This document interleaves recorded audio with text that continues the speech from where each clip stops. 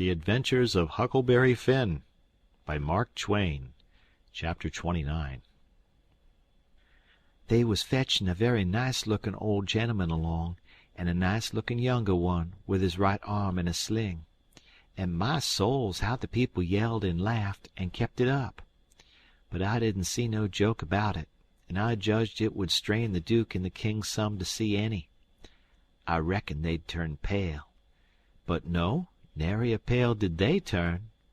The Duke he never let on he suspicioned what was up, but just went a goo-gooing around, happy and satisfied, like a jug that's googling out buttermilk.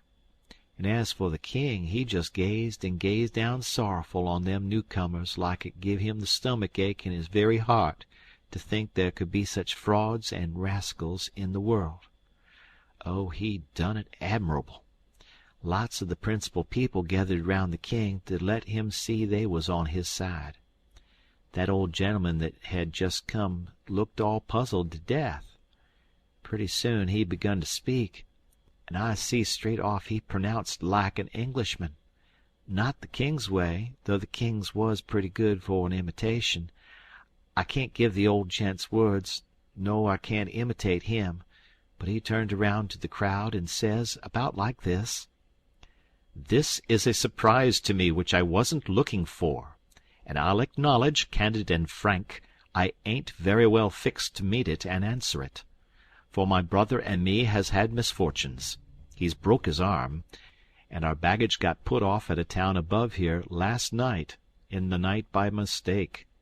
I am Peter Wilkes's brother Harvey, and this is his brother William, which can't hear nor speak, and can't even make signs to amount to much, now's he's got only one hand to work them with. We are who we say we are, and in a day or two, when I get the baggage, I can prove it. But up till then I won't say nothin' more, but go to the hotel and wait." So him and the new dummy started off, and the King he laughs and blethers out, "Broke his arm! Very likely, ain't it? And very convenient, too, for a fraud that's got to make signs and ain't learnt how. Lost their baggage. That's mighty good. And mighty ingenious under the circumstances." And so he laughed again, and so did everybody else, except 3 or 4, or maybe half a dozen. One of these was that doctor. Another one was a sharp-looking gentleman, with a carpet-bag of the old-fashioned kind made out of carpet stuff, that had just come off of the steamboat and was talking to him in a low voice, and glancing towards the King now and then and nodding their heads. It was Levi Bell, the lawyer that was gone up to Louisville, and another one was a big rough husky that come along and listened to all the old gentleman said, and was listening to the King now.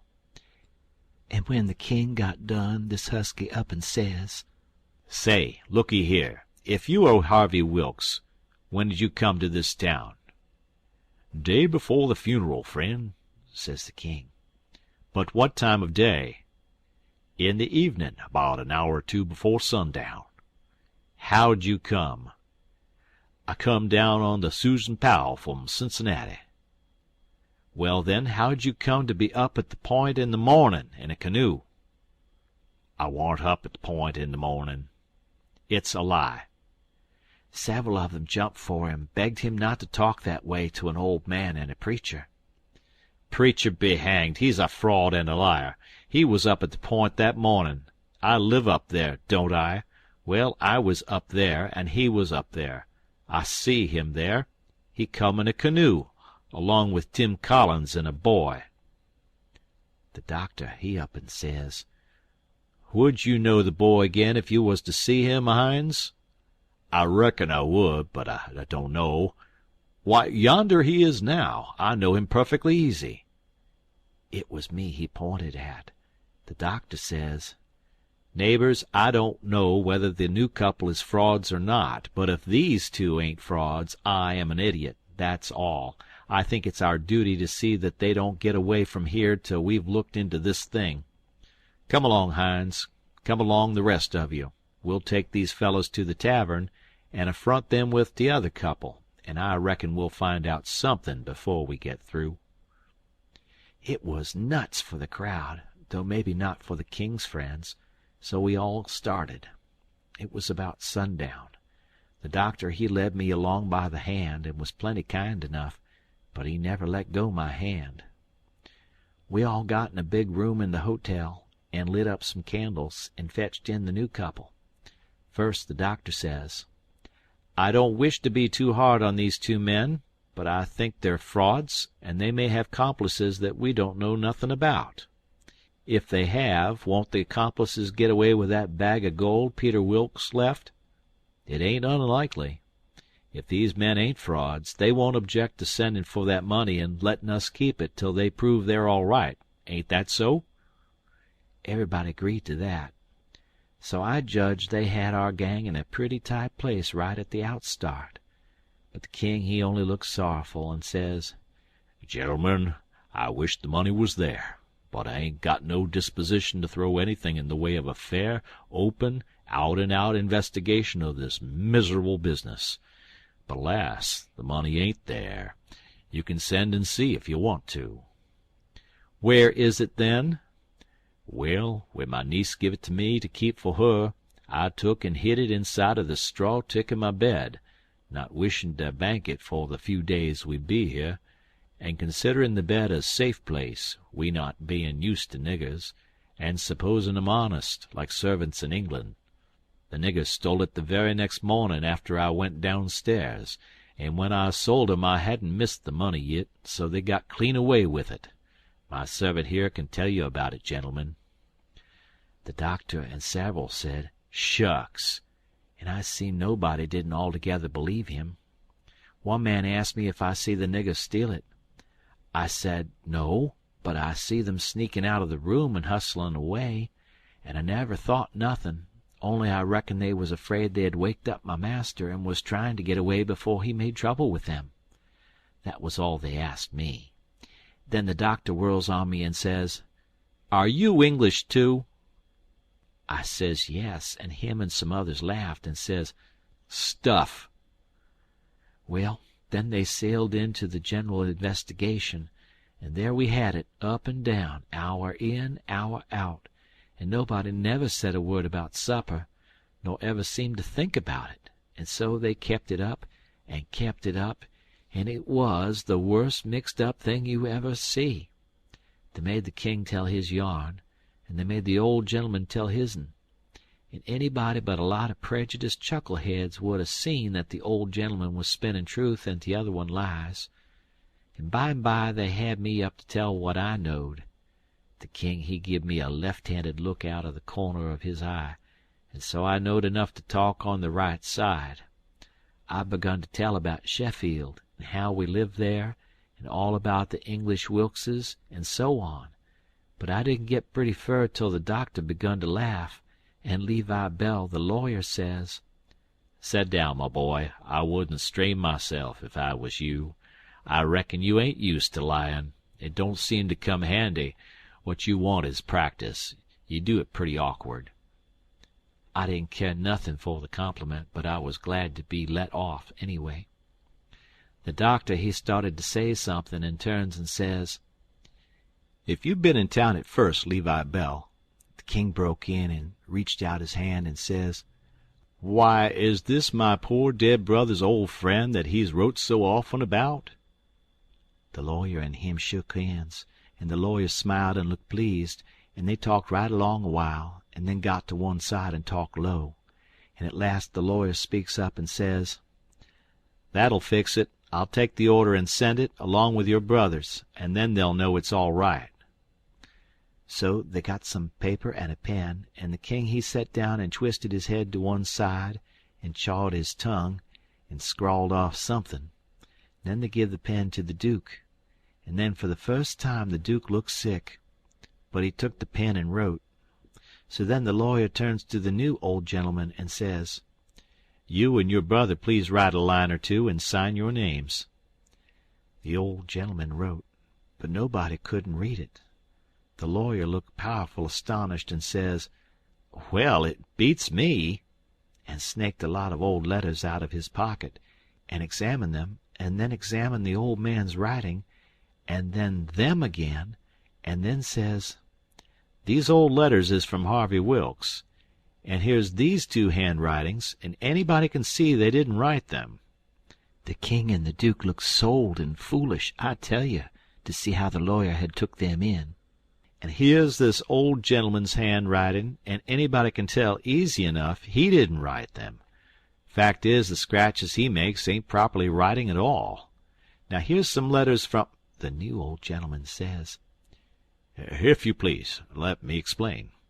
Nobody can read my hand but my brother there, so he copies for me. It's his hand you've got there, not mine."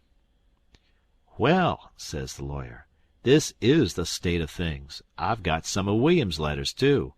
So if you'll get him to write a line or so, we can come—" "He can't write with his left hand," says the old gentleman. "If he could use his right hand, you would see that he wrote his own letters and mine, too. Look at both, please. They're by the same hand."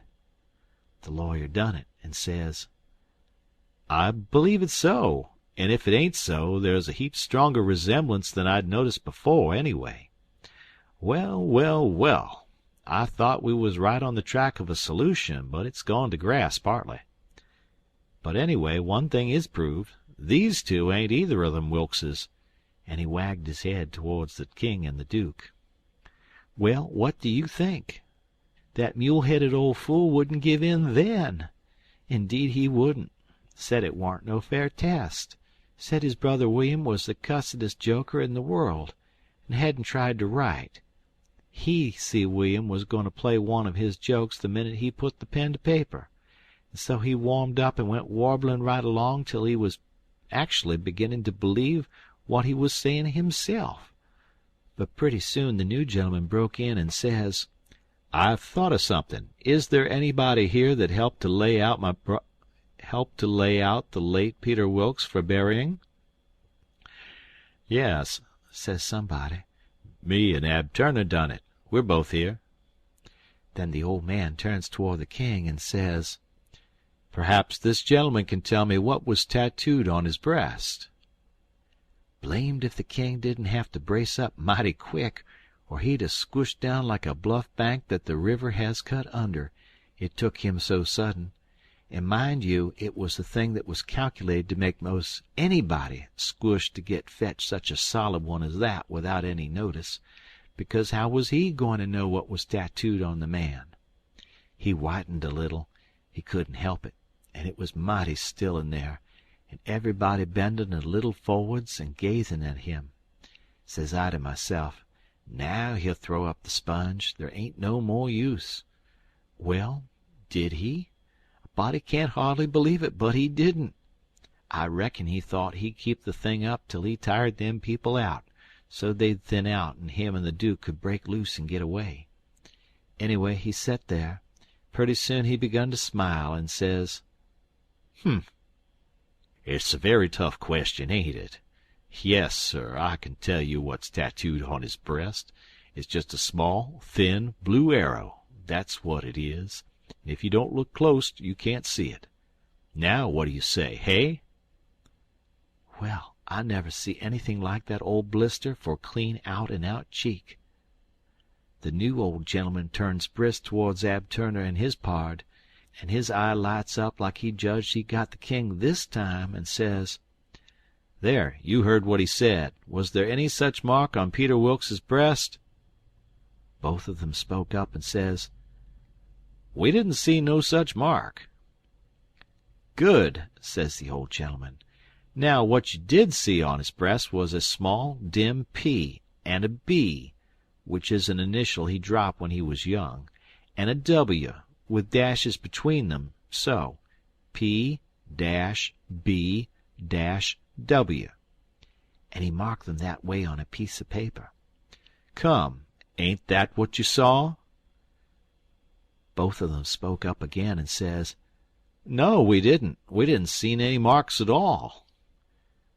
Well, everybody was in a state of mind now, and they sings out, "The whole bilin' of 'em's frauds. Let's duck 'em. Let's drown 'em. Let's ride 'em on a rail." And everybody was whooping at once, and there was a rattling powwow. But the lawyer he jumps on the table and yells and says, "Gentlemen, gentlemen!" Hear me just a word. Just a single word, if you please. There's one way yet. Let's go and dig up the corpse and look." That took them. "Hooray!" they all shouted, and was starting right off. But the lawyer and the doctor sung out, "Hold on, hold on! Collar all these 4 men and the boy, and fetch them along too." "We'll do it," they all shouted, "and if we don't find them marks we'll lynch the whole gang." I was scared now, I tell you, but there warn't no getting away, you know. They gripped us all and marched us right along, straight for the graveyard, which was 1.5 miles down the river, and the whole town at our heels, for we made noise enough, and it was only 9 in the evening. As we went by our house, I wished I hadn't sent Mary Jane out of town, because now if I could tip her the wink she'd light out and save me, and blow on our deadbeats. Well, we swarmed along down the river road, just carrying on like wildcats, and to make it more scary the sky was darking up, and the lightning beginning to wink and flitter, and the wind to shiver amongst the leaves. This was the most awful trouble and most dangersome I ever was in, and I was kinder stunned. Everything was going so different from what I had allowed for. Instead of being fixed so I could take my own time if I wanted to, and see all the fun, and have Mary Jane at my back to save me and set me free when the close fit come, here was nothing in the world betwixt me and sudden death but just them tattoo marks. If they didn't find them... I couldn't bear to think about it, and yet somehow I couldn't think about nothing else. It got darker and darker, and it was a beautiful time to give the crowd the slip, but that big husky had me by the wrist. Hines, and a body might as well try to give Goliar the slip. He dragged me right along, he was so excited, and I had to run to keep up.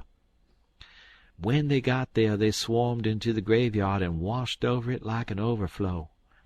And when they got to the grave they found they had about 100 times as many shovels as they wanted, but nobody hadn't thought to fetch a lantern. But they sailed into digging anyway by the flicker of the lightning, and sent a man to the nearest house 1/2 mile off to borrow one.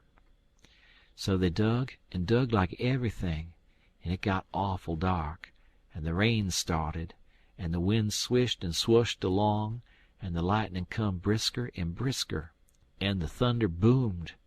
But them people never took no notice of it, they was so full of this business. In 1 minute you could see everything and every face in that big crowd, and the shovelfuls of dirt sailing up out of the grave, and the next second the dark wiped it all out, and you couldn't see nothing at all.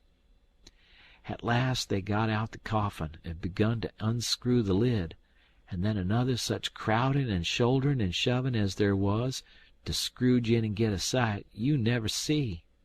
And in the dark that way it was awful. Hines he hurt my wrist dreadful pulling and tugging so, and I reckon he clean forgot I was in the world, he was so excited and panting. All of a sudden the lightning let go a perfect sluice of white glare, and somebody sings out, "By the livin' Jingo, here's the bag of gold on his breast." Hines let out a whoop like everybody else, and dropped my wrist and give a big surge to bust his way in and get a look, and the way I lit out and shinned for the road in the dark there ain't nobody can tell. I had the road all to myself, and I fairly flew. Leastways, I had it all to myself except the solid dark, and the now and then glares, and the buzzing of the rain, and the thrashing of the wind, and the splitting of the thunder. And sure as you are born, I did clip it along. When I struck the town, I see there warn't nobody out in the storm, so I never hunted for no back streets, but humped it straight through the main one. And when I begun to get towards our house, I aimed my eye and set it. No light there, the house all dark, which made me feel sorry and disappointed, I didn't know why. But at last, just as I was sailing by, flash comes the light in Mary Jane's window, and my heart swelled up sudden, like to bust, and the same second the house and all was behind me in the dark, and warn't ever going to be before me no more in this world. She was the best girl I ever see, and had the most sand. The minute I was far enough above the town to see I could make the towhead, I begun to look sharp for a boat to borrow, and the first time the lightning showed me one that wasn't chained I snatched it and shoved. It was a canoe, and warn't fastened with nothing but a rope. The towhead was a rattling big distance off, away out there in the middle of the river, but I didn't lose no time, and when I struck the raft at last I was so fagged I would have just laid down to blow and gasp if I could have afforded it, but I didn't. As I sprung aboard I sung out, "Out with you, Jim, and set her loose! Glory be to goodness we're shut of them!" Jim lit out and was coming for me with both arms spread, he was so full of joy, but when I glimpsed him in the lightning, my heart shot up in my mouth and went overboard backwards, for I forgot he was old King Lear and a drownded Arab all in one, and it most scared the livers and lights out of me. But Jim fished me out, and was going to hug me and bless me and so on, he was so glad I was back and we was shut of the king and the duke, but I says, "Not now! Have it for breakfast! Have it for breakfast! Cut loose and let her slide!" So in 2 seconds away we went a-sliding down the river, and it did seem so good to be free again and all by ourselves on the big river, and nobody to bother us. I had to skip around a bit and jump up and crack my heels a few times. I couldn't help it, but about the third crack I noticed a sound that I knowed mighty well, and held my breath and listened and waited, and sure enough, when the next flash busted out over the water, here they come, and just layin' to their oars and making their skiff hum. It was the king and the duke. So I wilted right down onto the planks then and give up, and it was all I could do to keep from crying. End of chapter.